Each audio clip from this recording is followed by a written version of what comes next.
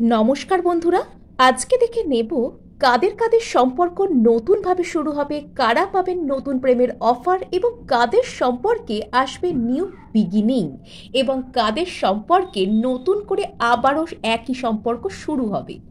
তো এখানে রেখেছি আমি তিনটি গ্রুপ।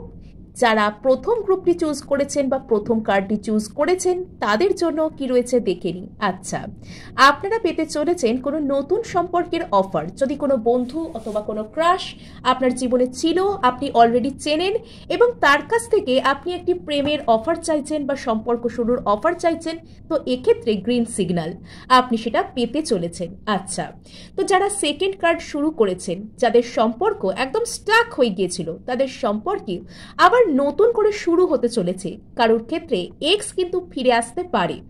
এবার দেখে নেব 3 নাম্বার কার্ডের ক্ষেত্রে, যারা এতদিন কোনো নির্দিষ্ট ব্যক্তির কাছ থেকে ম্যারেজ প্রপোজাল চাইছিলেন, একটা বিয়ের সম্পর্ক যারা এগোতে চাইছিলেন, তারা কিন্তু সেক্ষেত্রে এটা পেতে চলেছেন।